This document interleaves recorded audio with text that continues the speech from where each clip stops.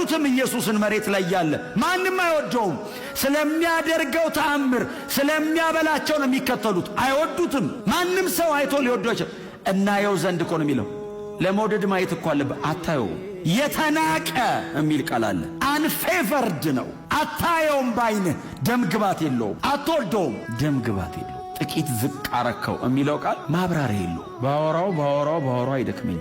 ሳወራው እግላለሁ። የገባኝ እሱ ነው። እኔ ኢየሱስ መስቀል ላይ ሞቶል። ይሄን የገባኝ ይሄንን ሳስብ ነው። እኔ እንኳን ክርስቲያን ሆንኩ ምለው። በመካከላቸው ሲራመድ እኮ ሰዎችን ኢየሱስ እኮ እየፈወሰ እኮ አይደለም።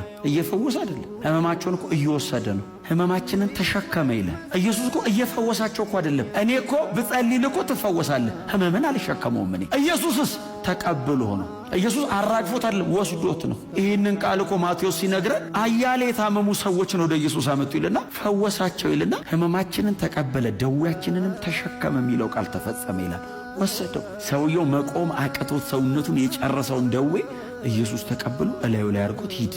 ያንን ሲቃይ ኢየሱስ እየተካፈለው። ያቺ ሴት ትዝ ትላችኋለች? አመንዝራ የተገኘችው ሴት በድንጋይ ሊወግሯት ሲሉ እኮ ጌታ ኢየሱስ ክርስቶስ ምንም የለባትም አይደለም ያለው፣ የሌለበት ይውገራት ነው ያለው። ከዛስ ትቶላትና ተትቶላት እኮ አይደለም፣ በምትኳ እኔ ሞታለሁ እኮ ነው። ሕጉ የሚጠይቀው ነው።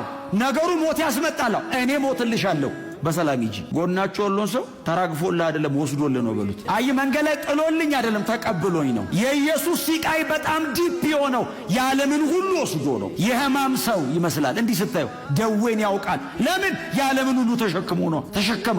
ዓለም ላይ ያለውን የኛ የሆነውን በሙሉ ወሰደ ኢየሱስ ላይ ያደረገ። በጣም ትንሽ ሕመም ሲያመን መንቀሳቀስ አንችልም። የዓለምን ሁሉ መሸከምን ማለት ነው። አይገባኝም። እንዴት ወካ አረገ ተሸክሞት? እንዴት ኖረስ?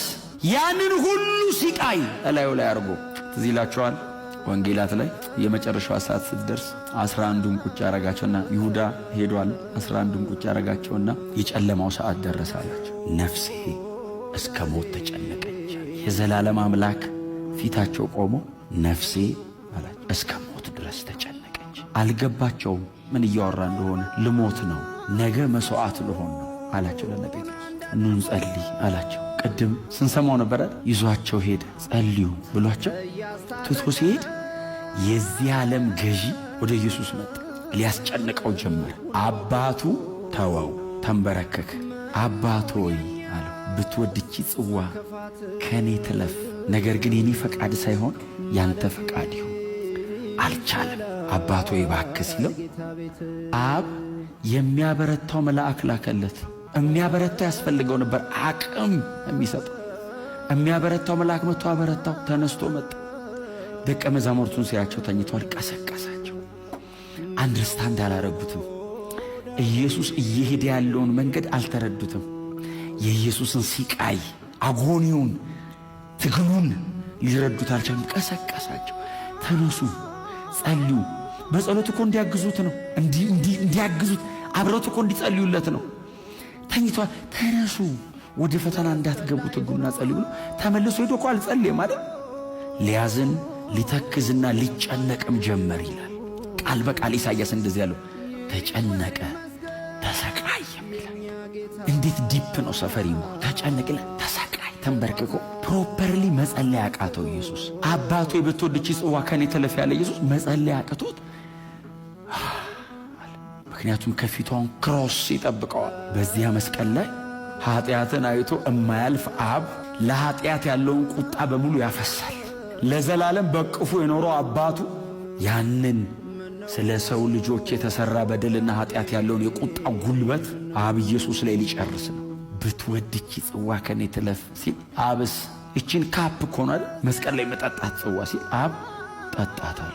ሌላ እነሱን ማዳኛ መንገድ የለም። ጥላሁንን ለማዳን ጌታ ኢየሱስ ክርስቶስ መጸለይ አይበቃውም፣ መስቀል ላይ መሞት ጠይቆታል። ስለዚህ ተንበርክኮ ነገሩ እንደማይቀየር ገብቶታል። ተጨነቀ፣ ተሰቃይ። የዓለም ሁሉ ኃጢአት እላዩ ላይ አለ። የሚያበረታው መልአክ መጥቶ ሲያበረታው ይሄ እንደ ደም ነጠብጣብ ያለ ላብ አላበው የሚለው ሊትራል ነው፣ በቁሙ ነው ቃሉ። ትሮምቦስ ማለት ክሎትስ ኦፍ ብለድስ ከኢየሱስ ሰውነት ላይ ሊትራሊ ደም ተንጠባጥ ሂማቲድሮሲስ ይባላል። በአይምሮ ላይ የሚፈጠር በጣም ከባድ ስትረስ በቆዳዎቻችን መካከል ያሉ ሌየሮችን ይከፍታቸውና በዛ ውስጥ ደም ይገባል። በላብ መውጫ ቀዳዳ ደም ይወጣል። ኢየሱስ ይሄ አሁን ህመም ነው፣ በሕክምና ህመም ነው። ይህንን ህመም ኢየሱስ ኤክስፔሪየንስ አረገ። ደም ከላዩ ላይ አንጠባጣ፣ ዱብ ዱብ ዱብ አለ ደም። ስትረሱ ከኔ ተለፍቺ ጽዋይልና ዞሮኛ ነይናል ሲን ያንተ ፈቃድ የኔ ፈቃድ እንዳይሆን እኛን እያየ ኢየሱስ መንገዱን ይራመደዋል። አብ ጨከነ ከሰማይ ሌላ መንገድ የለም፣ መንገዱ ይሄ ነው። ተሰቃይቶ በዚህ ሁሉ መከራ መካከል አልፎ ቀጥሎ ሞትን ቀምሶ በመስቀል ላይ ሞቶ ነው የሚያድነን።